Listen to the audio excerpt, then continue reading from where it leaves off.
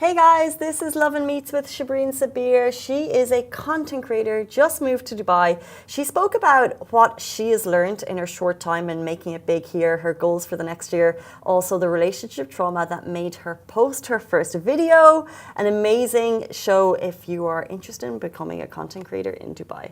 We'd really love if you can subscribe to the Lovin Meets Show podcast wherever you get your podcast from and enjoy the show. Hey guys, welcome back to the Lovin Dubai show, the last interview of 2024. Today's guest is Shabreen Sabeer with her witty take on life, culture and everything in between. Dubai based, but like so many of us, her roots are from all over. We're super excited to have this chat. Welcome to the show. Welcome to the show. Thank you. So happy New Year's Eve. Do you have any plans for tonight? Literally no. I'm like but it's crazy because especially in Dubai, like I'm the most like social person. I love to leave the house, I love to go out because I just think it's so much fun here. But tonight, all my friends were like, you know what, we don't want to deal with the traffic, so we're just gonna stay home, like do something chill. And then I actually have my mom here, so I think what we're gonna do, I live in Dubai Creek, so like I think what we're gonna do is probably just watch the Burj Khalifa fireworks from afar because you can kind of see them. Oh, that's a plan. Yeah, that's a plan. And it's like I can just walk there, so I don't have to deal with like being stuck in traffic. So just it's gonna be great. Is this your first New Year's Eve in Dubai? Like you're pretty No, new it's to my the second. city? Okay. It's my second. So I actually came here on a trip with my family before I moved officially. And I actually spent New Year's in Abu Dhabi, and it was breathtaking. Like it was like, really? I don't remember exactly where I was, but yeah, it was just incredible. Fireworks like I've never seen in my life before. So yeah, it's my second. So we're sleeping on Abu Dhabi basically, are we? Yes, go to Abu Dhabi. I don't know, but I feel like if you're watching fireworks from Creek tonight, we haven't mentioned that on the show, but that's like a brilliant spot. So is it actually? Yes. Yeah, Creek. Oh. Yeah. If you can see it from your house, you don't have to drive you out. might exactly. And get stuck in traffic. Yeah. So why did you move here to Dubai? What's your origin story? Oh, so I started TikTok and content creation, like I guess professionally, last year in like March or April, and I had no idea that I would ever move to Dubai, like never. I'd been here like as a kid because I have family here, but never as an adult, so I never really knew like anything about it. But I went with my family in last winter on vacation, and I just fell in love with the city. Yeah, I was like, this is like perfect. Like it's so safe. It's like every other city that I've traveled to that I've wanted to live, because I thought I was gonna move to the US, honestly. I knew I wanted to leave my hometown, but I thought I was gonna move to either like LA, New York, or Miami, like something like that. And then I realized that Dubai was like almost like the best qualities of all of those cities in just a much better place. The only thing is it's very, very far from Canada. It's like on the other side of the world, but yeah, that's basically why I just fell in love with it. You only started creating content last year. That's mind-boggling to me because, you know, to some people, like to your followers, like they probably, you know, we know you so well. But can we go back to your origin story of your content creation? Did you, I guess, 5 years ago, did you know you'd want to be a full-time content creator? No, not at all. 5 years ago, how old was I? I'm 24 right now. I was like 19. And I was like in university, and I honestly, like, I dropped out of college to become an actor. Like I wanted to become an actor. That was like my biggest goal in life. But I never knew that I was gonna become like a social media content creator. Like that's something that I never thought of. I don't know what possessed me. Like I was going through like, I guess like something really hard in my life, and then it like just kind of pushed me. I was like, you know what, let me just start posting on social media. And like the first video that I posted, it just blew up. And then every video after that just kept blowing up. And then I just kind of grew so quickly. And I was able to monetize off of it very early on as well. So then I really saw that I could do this as like a career. Can you tell us about this video that went viral? What was it about? What was the context of this video?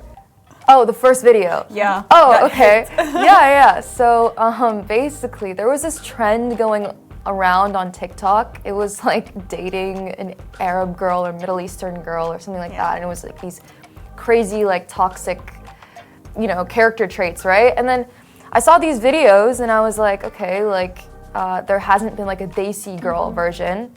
I was like, why don't I just do it? And then so I did it, and I was kind of just being like the most like uptight, high maintenance, you know, like girl, and surprisingly, like a lot of people could relate to it. Yeah, that's basically, I guess, why it went viral. Because it was a trend. Like, I feel like with TikTok, it's all about trends. Yeah, that's true. So yeah, that's why. And I guess when you started posting your first videos, what was your family's reaction? Because it's not, I guess, like, it's not traditional. It's not traditional. Yeah, usually, right? yeah. Honestly, my family has always been so supportive of me, like anything that I do. Like, they're very, very chill, like my parents. So when they saw the video, they just got really excited. Like, oh my gosh, like it has like millions of views. Like, this is so. But even if, like, for example, the reactions with Instagram or with social media don't always please people, so you get like good and bad comments. Yeah. So, like, how do they deal with the less positive comments that you get? You know what? I'm not sure. I think that is a question that I do have to ask them. I think they saw how much that I didn't care about that stuff, because I really don't. I never let it affect me. And so I guess they weren't really concerned about it. Maybe if they saw that I was like getting concerned, like, or if I was like lashing out, or like They would have stepped in. they would have probably said something. But yeah, like, well, funny story. I actually had like some like extended family members like say something to me, and you know, saying things like, well, maybe you shouldn't post this because, and then I was just kind of like, you know what? I don't care. And my parents actually were like, yeah, don't care about what any of them say. Like, you do what you want to do what makes you happy. Do what's gonna make you successful, and Love that. yeah. Have you ever posted a video that received a lot of backlash? Every video. Honestly, every video. And I think it's because like the videos that I post are like supposed to like kind of invoke that reaction into people, because like these certain characters I play, whether it's like the crazy girlfriend or like you know, like a girl that's like super high maintenance, or like whatever characters there are, like it's a lot of the qualities that I portray are like the negative qualities that all of us possess. And so like when people see that, they think, okay, this is actually who she is. Like, she's just a horrible person. When it's supposed to be like satirical, like it's supposed to just be like relatable. Like, we all have those qualities that we don't really necessarily, we're not necessarily proud of. And so a lot of people will just like comment on it thinking that like I'm gonna be like, you know what, yeah, maybe I should change, like these comments are, and it's like, no, dude, it's all a joke. Like, lighten up. True, lighten up. What's one thing what's one thing you want your audience to know about you that may not be seen from like your skits? I'm honestly super chill. Like, I wish there was more that I could say, but like there's not much to me like in my life. Like, I don't know, like I'm just very, very different. Like I live a very like simple life. Like, I hang out with my mom and I hang out with my friends, and that's it. The content really has nothing to do with my life other than the fact that it's my job. It's just for fun. Yeah, it's just for fun. Yeah, exactly. When we open your Instagram and we look at your bio, you have a broken heart next to 24. Oh, do I? Can you tell us why? Why do you have it? I don't know. I think there's been several emojis that have like, you know, lived in my bio. I think like at one point it was like a purple umbrella, and like people were like very confused about that. But I get that question a lot. Like, why do you have the broken heart in your emoji? Like, are you heartbroken? And it's like, no, I just like that emoji. I think that like, also I think it's funny because like I feel like I'm getting old. I'm 24. That's how I read it. And so I'm like, that's what I thought also, that's what I want people to interpret it as, like 24, heartbreak. Here I am, aging, getting older. Were you nervous to make the move basically across the world? Oh yeah. And then talk to us a little bit about that decision, because like you said, you wanted to be an actor, and that like LA might have been the right call. So it's really interesting as people living in Dubai that you know, a super talented content creator chose Dubai from across the world. So tell us a little bit about the move and what it was like for you starting up here. Well, the move was very spontaneous. Nobody thought that I was gonna do it. Like, it was a split-second decision. It was very tough. Like, I guess the hardest part was leaving my friends and family. I mean, those are people that you really can't replace when you move out, and it's very, very far. It's like, the flight is 13 and a half hours from Toronto. So I can't just like pick up my stuff and like leave anytime I want. But honestly, I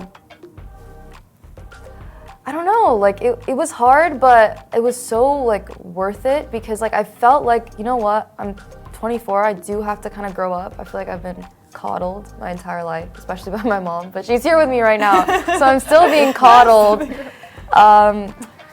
But yeah, it was I'm not gonna lie, it was very scary. And then you asked, what did you ask again? Like, what's it been like starting up here, basically, as you said, your friends and family are 13 hours away. How has the experience been for you? Obviously, it's very hard. This is like a completely different scene than I'd say like the American social media influencer scene. I feel like I don't know a lot of influencers here still, and I've been here for like a couple of months.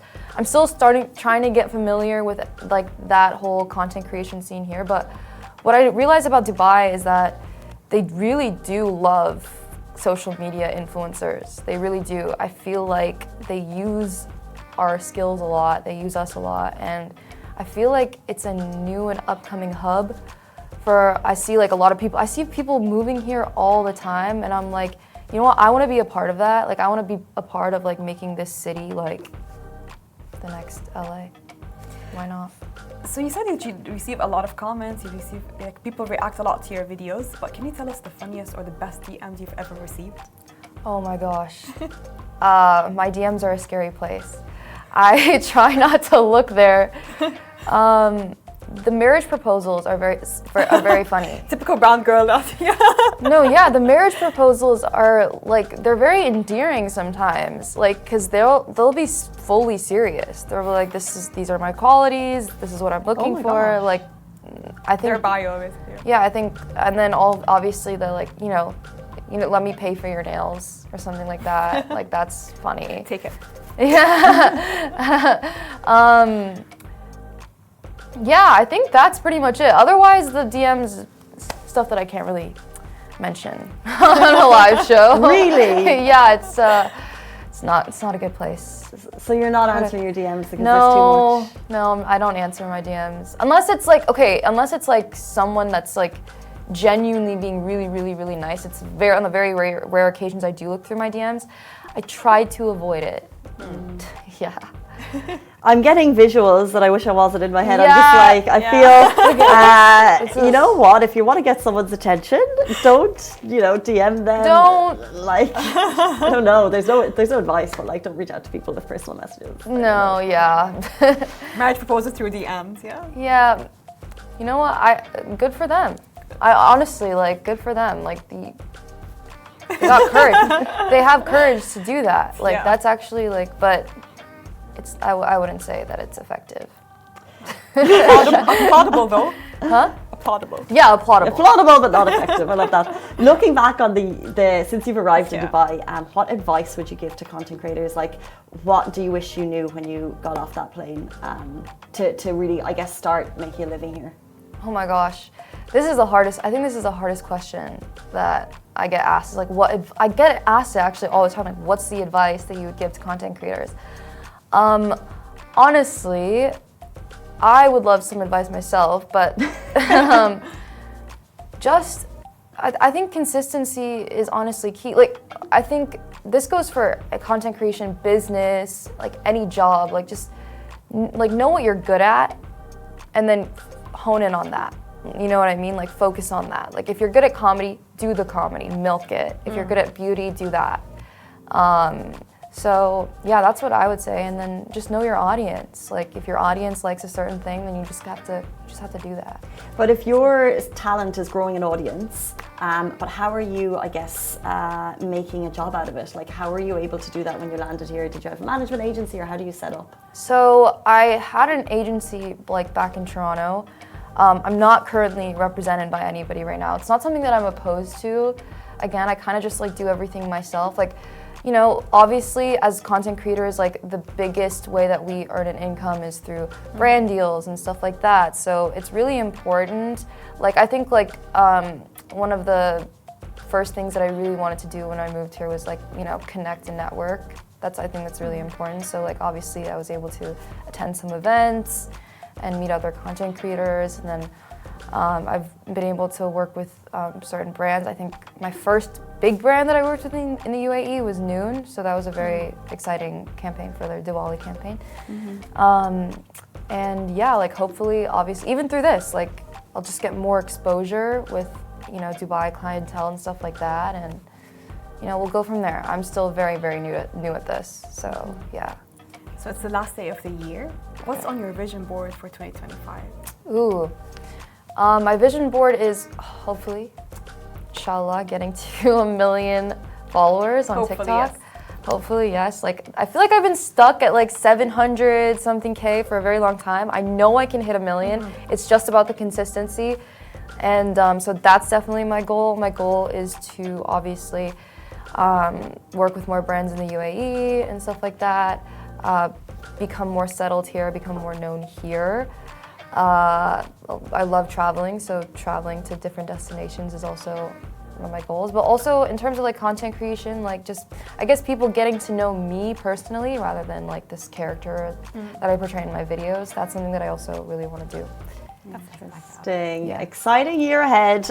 Before we close out the show, we want to play a little game with you. Ooh. If you don't mind. Yeah.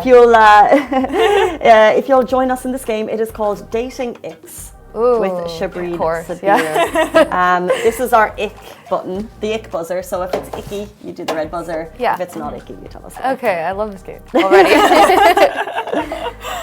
Okay, should we start? Yeah. A man with a really nice Instagram aesthetic feed, like loves himself and posts himself a lot on social media. This is so hypocritical of me. I'm such a hypocrite, and I fully admit that. I'm not gonna lie, like I would prefer a guy to have no social media whatsoever. Same. Yeah. Yeah. Same, I relate to that also. 100%. Because girls and men are different. It's very different. It's really different. We use Instagram very differently than men use Instagram. I agree. But if we put a man sitting here and we asked him the same question, men, if you're watching, would you like someone who overposts on social media? I wonder, I don't know. I think they'd say the same, no. They'd say no, yeah. Yeah. But then they navigate towards the DMs. Exactly. They don't mind. Okay, overuse of emojis in early texts. Oh no, I think that's funny. I mean, like, I use emojis in the most random way. I mean, I think, like, it's just, I guess, I don't know, like, it's not really an ick.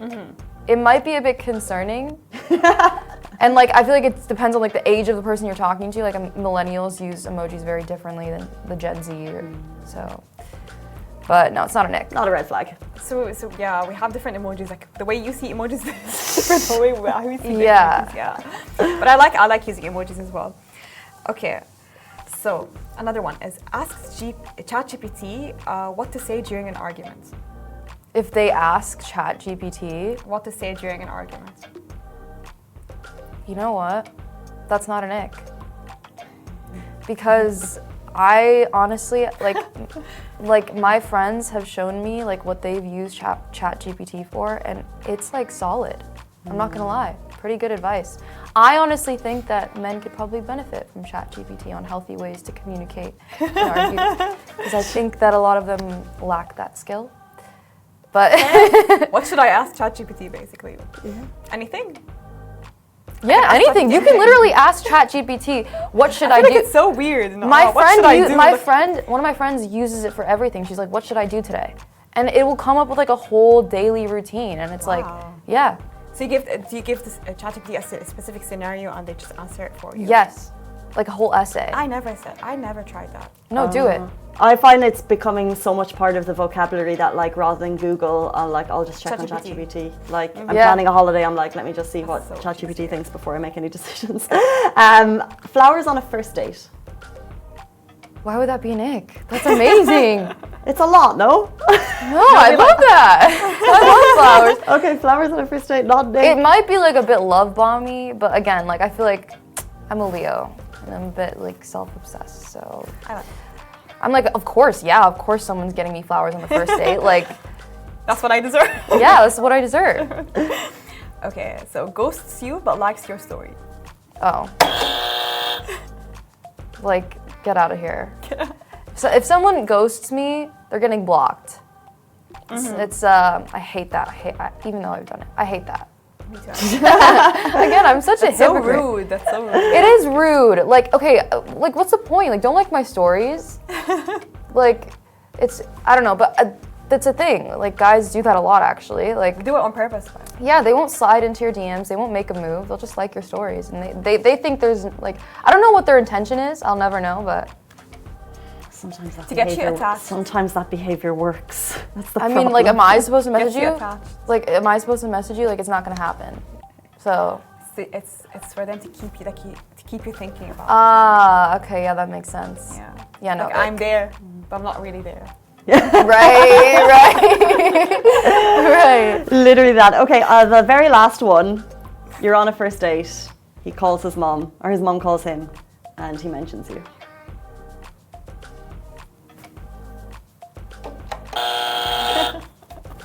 No, I don't like that. Yeah, a bit much. That is a bit much on a first date. I also have like a very different view on like meeting the parents and like getting like, you know, like Yeah. that whole thing now. I'm like, that is something I genuinely feel is when you're really, really sure that, okay, I'm gonna spend the rest of my life with this person. Now I get to tell my parents about them like that. Yeah, that's weird. First date, it's weird. Why did your view change?